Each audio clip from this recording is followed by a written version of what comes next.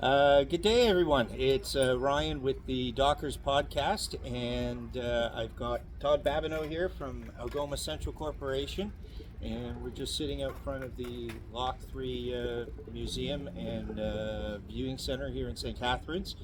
And And Ryan's pretty lucky to get me here because I'm on vacation. I don't come around these places on vacation, folks. yeah. He gets enough of ships at work, right? Oh, yes. So, Todd, let's just get right into it. Let's go. What brought you to this career? Well, the funny thing is, Ryan, my dad tried getting me out in, we'll say, 1990, and Okay. I told him he was nuts. Yeah. Don't want to do this for a living. 95 came around. We had our second child. I needed a job, and I came out. I started off 12 days as a porter, went in the engine room that winter as a fireman, and then that season I got out right away as an oiler and got my seniority time in, and I've been in the engine room ever since. It's been about 30 years now, I think you Yeah, were saying. 30 years this year. Wow. That is a long time. Sometimes too long. Yeah. So, in your 30 years, what kind of different vessels have you worked on, and what was your favorite and least favorite kind of vessels? I worked on steam jobs, steam turbines. I worked on a steam engine. I worked on slow speeds, medium speeds, and high speeds. My ships I didn't really like was the steam jobs because you're on the throttles once a day. Standby watch. You had to be down by the telegraph, and you were the ones that had wheels. Right. That put the boiler water level in one to get their going to stern ahead, and I didn't like them at all. Yeah. Because anytime the old man hit the wall, it was blamed on the guy on the throttles. In 30 years, I think I might have had about 4 months steam time is it. My favorite jobs were the Progress, who had cats, high speeds, had a tendency to fly a piston out of the side of her every now and then. But that was part of the protocol with her. We used to say when you come aboard her, you had to have skin like an alligator tough. Oh, God. The Progress, and I really enjoyed the Transport and the Olympic. The transport, yeah. Yeah, Right. it's sad to see that one Oh, go. yes. Was it last year or the year before? 2 years ago now. 2 years I think, ago yeah. now, right? Yeah. Wow, I did a lot of ripping her apart and putting her back together during the winter. And I am not an officer, as unlicensed. Yeah. I just never wrote a ticket, just so everybody knows. Yeah.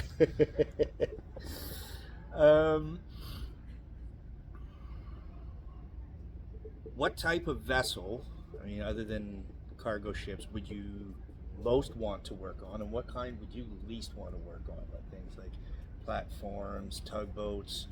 I'm content. I like working the lakes. I like the self-unloaders for the simple fact you're in and out of port. It's like a big dump truck, basically, right? The flatbacks with no boom, where the shoreside unloads you. Sometimes you're there 2 days. You know what I mean? Yeah. The time goes quicker when you're on the move. Right. Pretty much is the best way to explain it. Yeah. The self-unloaders, man, they get it. Oh, in and out, quick. right? Yeah. Big dump trucks.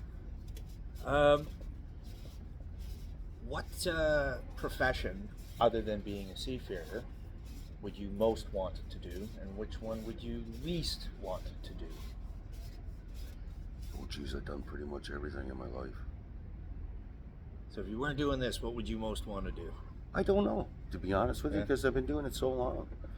I should have wrote my ticket years ago, because it was a lot easier then. All you had to do was put in your 36 months. Right. Then you can go right to fourth class. Right. But nowadays, I got 30 years in. I got like 5 years left, so that thought process just left the brain. The cargo ships are your guy. Yeah, I enjoy them. As much as I complain, I enjoy the work because it's something new every day. Yeah. There's not a greater feeling in the world when you do a major overhaul in the wintertime, and when the engine starts back up and you go, dang, hey, I played a big role in that. She's humming, and, That's it. and I got her humming. Yeah, it's quite an accomplishment, right? Yeah, it's nice to be able to measure your accomplishments and see the Yes. fruits of your labor, Yes. right? Who would you say helped you the most in shaping the seafarer that you are today? I paid attention. Yeah. I take a lot of pride in my work. And basically I've worked with numerous engineers that showed me a lot of stuff throughout the years. Yeah. And it just goes by experience. Yeah. The more experience, when you look back when you first start to like 10 years in, to 15 years in, to 20 years in, you go, wow, I was a dumbass back then. Was there anybody in particular who really stood out that really made a mark on you? Ben Harpwood, I thought he was right on. Yeah. Keith Stone's another one. Chief Wise, Gordy Smith, Calvin Poole, Danielle LeBlanc. I had a lot of respect for them. Yeah. And I own up to my own. Yeah. If I mess up, I'm not going to try to sweep it out. I'll come and tell you right away, right? And when I do mess up, nobody has to say anything to me because I already put enough. You've already, you know what I mean? I put myself like, dang, you stupid bugger.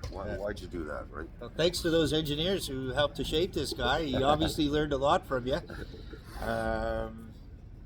So let's get into some of the things that maybe you've seen and experienced while you've been working on the ships.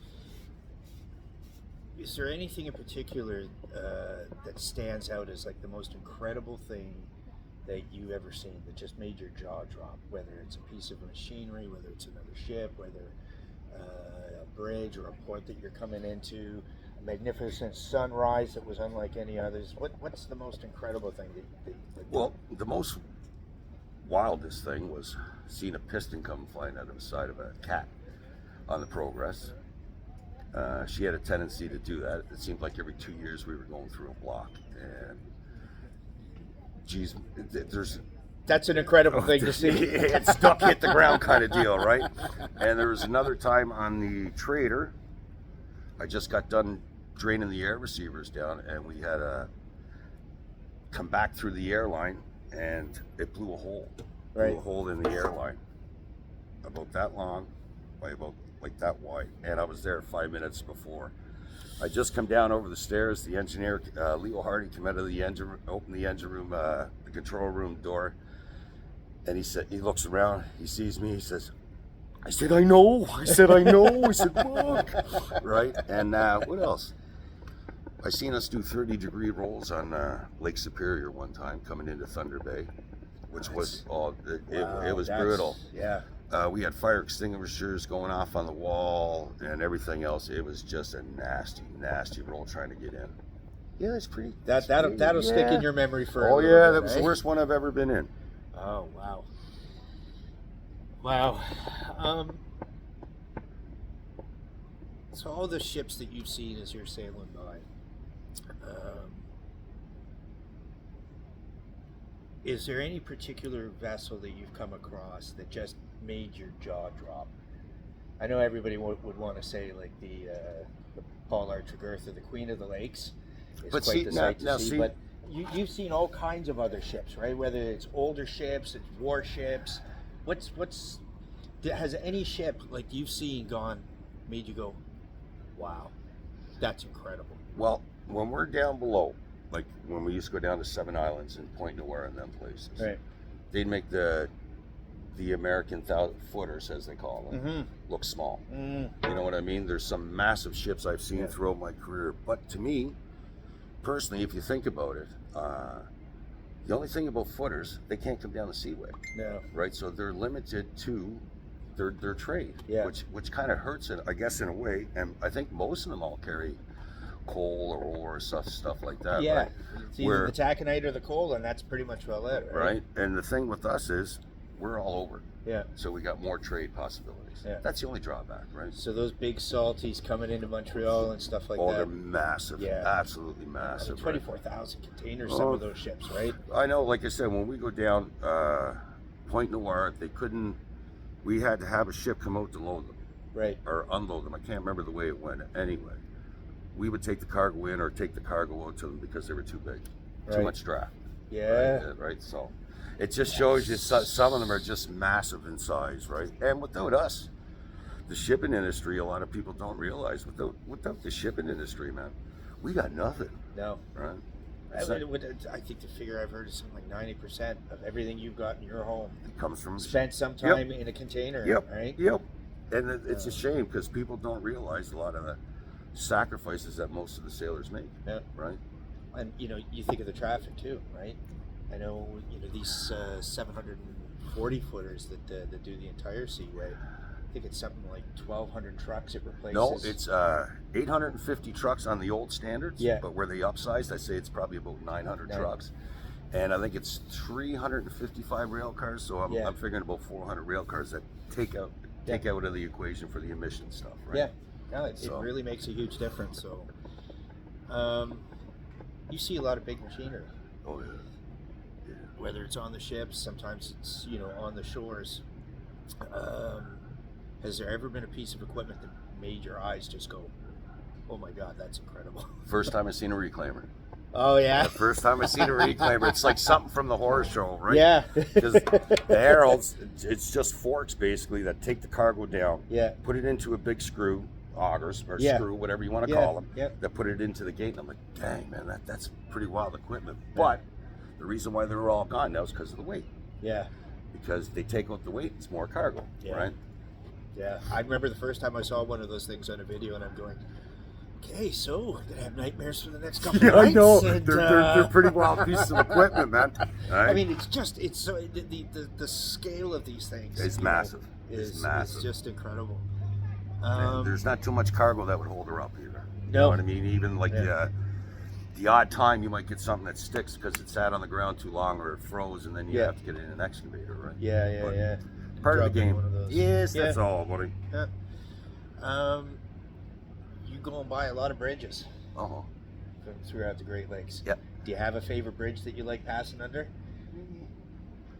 No, not really. No, they're all the same after 30 years. That's it. I get a lot of people asking me like my favorite ports and stuff. Yeah.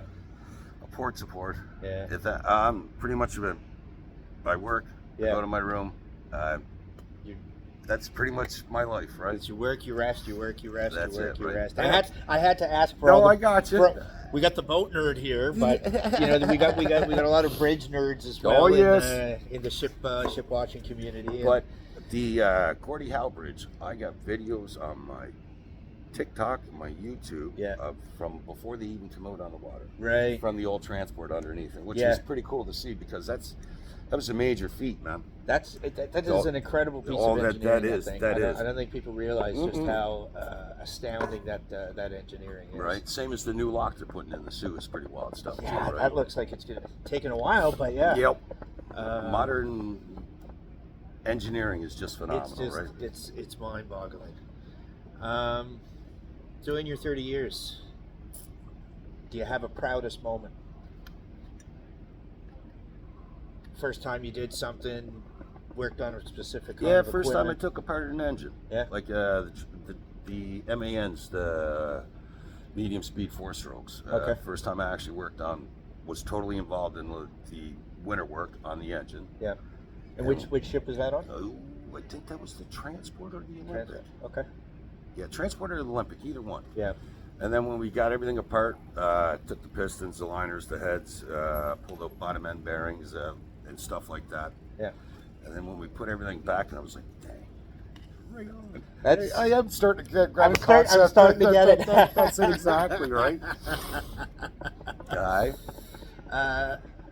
Quick break here just to show off some of Todd's merch. Todd does great merch through his brand, My Life on the Lakes. He's got these wonderful hoodies, t-shirts, a little bit of everything, sweatshirts, a little bit of everything.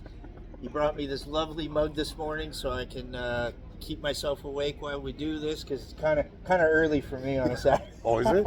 Okay. I'm a late sleeper. Okay. I've swung back to my teenage years where I like to stay up late and sleep in late. So yeah, check out Todd's website, My Life on the Lakes, and check out his great merch and support a really super guy. Thanks, guys. Yeah, I'm gonna actually have my website up and going, mylifeonthelakes.ca. So come check it out. And thanks, Rye. You got it, bud. All right, so we're gonna get into the final stretch here. Just some random questions. I like doing random questions. I'm inspired by a gentleman named, the late gentleman, James Lipton. He used to do this wonderful show called Inside the Actor's Studio, and he used to, he always had the most interesting questions, just off the wall. You weren't expecting it. So hopefully I've got a couple of questions here that the folks will enjoy hearing, and you'll enjoy being able to answer. Just hope I can answer them. Oh yeah, these are all easy, and you're not. We're not going to create any controversies here. We don't want any trouble. This is supposed But to be all controversy fun. gets followers. Yeah. And views. What is your favorite sound on a ship? I like the sound of the John D. Leitch. Okay. The way when the engine starts up and she gets to chugging along, I think that's pretty cool. So the sound of that Oh, engine yeah. going. Yeah. The JD, I mean, Yeah. it's a gorgeous ship. What's your least favorite sound on a ship, other than your alarm clock going off to wake you up? A bang. Bang. Because something's up. I like that one, dude. Where's your favorite place to spend time when you're not on your shift? My front step. No, I mean when you're on your ship, yeah. Oh. Is there a spot on the ship that you My like room. hanging out? Your room? That's about it. I'm a pretty easygoing guy, right? I keep to myself, and I work usually 10, 11 hours a day, sometimes 12. I do it 7 days a week. I work the overtime Monday to Friday, and it's just regular Saturday and Sunday. Yeah. And then I just chill in my room. Yeah. Right. It's nice though, because nowadays you got this stuff. When I started in '95, you had none of this stuff. Oh, I don't know how you guys did it back then. Antenna out the window, and when you got below Montreal, Yeah. it was all French. And you got one channel. Yeah. Oh yeah. Back when it was like 2 or 3 channels on the T. Oh my gosh. Oh yeah. But now, things were different then, because the people were out playing cards and stuff like that. But since all the new technology come in, man, you don't see anybody anymore. Nobody does that. Nope. That communal stuff. Nope. Yeah. Nope. They're catching up with family. They're catching up with friends, and Yep. you know, staying on top of what's happening in the world shore side. So yeah. But there's no place like home, and that's your home away from home, right? Yes. So you know, just like anybody not- else, no. just like the rest of us who work on shore. When you're done work, what do you want to do? You want to go home. You want to just go home. You want to rest. You want to be by yourself and not have to listen to all the noise, right? See, that's the whole thing, right? The big thing with the shipping industry. If you're having problems with somebody on a ship, you see them. There's no escaping it, right? Right. That's why in one of my videos I posted, "Welcome to my floating jail, 735 feet long, 75 feet wide, and this is it." And no bars, but everything else No, is... that's it. Yeah. Because you're usually on the move on the self-unloaders all the time, and that's what really sucks. And sometimes you sit in your room by yourself, and if you're having a bad day, man, it sucks. Yeah. Because at the end of the day, when you go home from work, like your normal job, sure, you got a spouse or you got somebody at home that you can talk to, a hug or something, just to make you feel a little bit more there, man. You get to sit in your room and your brain don't shut off. Yeah. Right? Mental health's a big thing on the ships. Yeah. But a lot of sailors won't admit it because we're guys. Yeah. Yeah. You know what I mean? The tough role, right? It's, even after all of these years of public service announcements and encouraging people to seek help, unfortunately a lot of people still take the stoic route and just suffer in silence instead of getting help. So folks, if you need to talk to somebody, there's all kinds of resources wherever you live that you can reach out to someone, and I'd encourage you to do it. Sometimes just saying things out loud can alleviate some of the stress, right? So take care of yourself. There's no shame in self-care. So you kind of already answered this one already. What's your favorite place to spend time when you're not on the ship? You said your step. Yep. So your step at home, so your that's front it. step. I'm a homebody. Yeah. I don't want to travel nowheres. I'm content sitting in my little 44 by 80 lot. Yeah. I'm content. Just watch the neighbors going by, say that's hi to it. the dogs. That's it, my man. Yeah. So when you're on the ship and your birthday runs around, what's your special request to the cook for your birthday dinner? No, just a day. Just another day. Just another, same as Christmas and stuff like that. Yeah.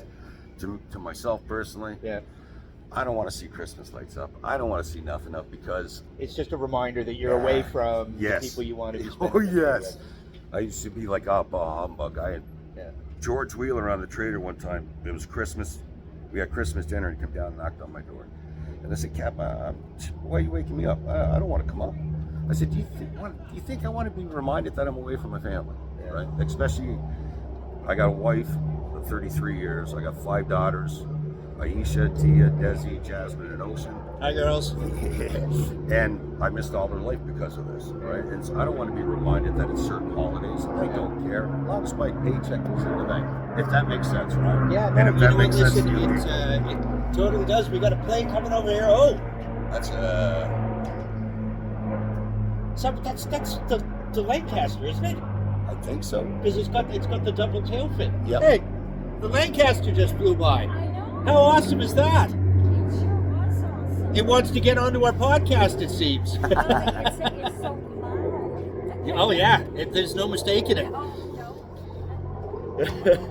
You know, I actually come down here the last 2 years at Christmas time, just to wave to the folks on. Yeah, I got you. I did the same thing for Halloween last year because I realized, we're sitting here enjoying, these wonderful holidays, and there's people who are missing, their kids' very first Yep. birthday, their first Halloween, Yep. their first Christmas and stuff. Been there, done that 5 And, times. I know it's not much, but I'd like the people on board, the ladies and the gents, to know there's people thinking about you. Yep. And we appreciate what you're doing, and we acknowledge that this isn't the easiest day for you. So No, we're a different breed. yeah, We're a different breed. If that makes sense. it does. I don't know that a lot of people could do it. I mean, sure, the physical part of the job, like the mechanical part of the job, but the lifestyle is something that's very difficult. Oh yes. But I don't think most people would be able to do Nope. it. I really. And always remember, I tell all the new guys, don't ever call this your home. Yeah. This is not your home, this is your job. Yeah. There's a big difference. Right? Gordy Smith told me that, the chief engineer years ago. Don't ever call this your home. Great advice, Gordy. Great advice. So nicknames. You get some nicknames going around ships and stuff like that, like any other industry.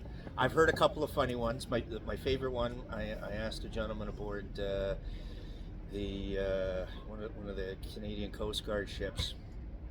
I said, "What's the best nickname you've ever heard?" He goes, "Well, we had one guy named Holiday." I said, "That's an interesting name." He goes, "Yeah, the guy never seemed to be working." That's a good That's one. a good one, That's right? a good one. That's a So, good one. any nicknames from colleagues of yours that stand out that you particularly enjoyed? I'm trying to think. Not right offhand, right? You know that? No, I can't think of one. We'll come around to it in case you think about it. If I do, I'll pop that in right quick for a question comes up. Yeah. For me personally, I'd hope to be called the Cabin Boy because I love that movie Cabin Boy. With Chris Okay. Elliott. Maybe I should have worn the striped shirt. Oh, jeez. Bouillon.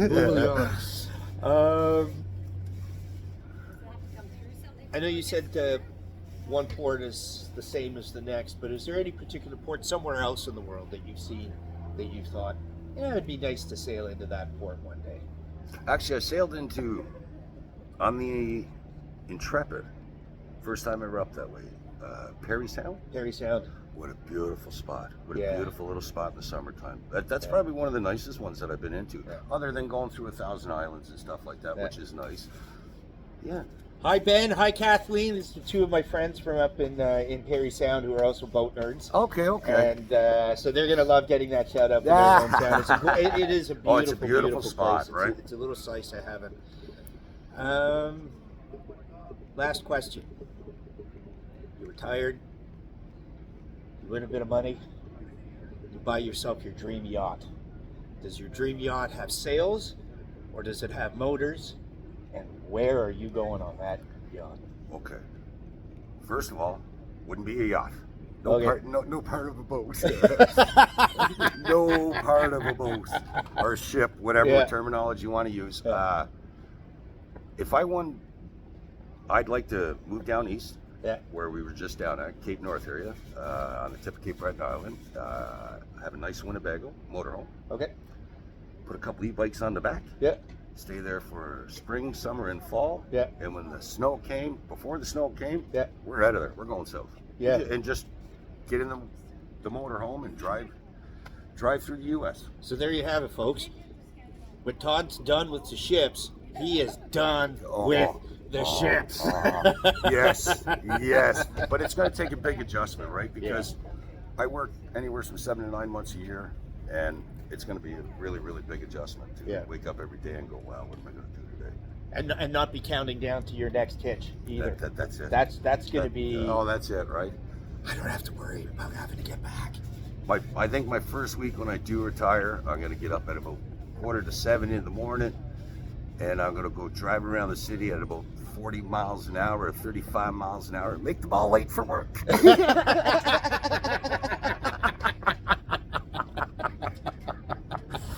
There you go, guys. This is the very first episode of the Dockers podcast. I hope you learned a little bit about the Todd's life on the lakes, as they say. And hope you'll be back for our next guest. I'm not going to tell you who it is yet, but it's another sailor from Algoma Central. Wonderful gentleman, and you're going to really enjoy hearing from him as well.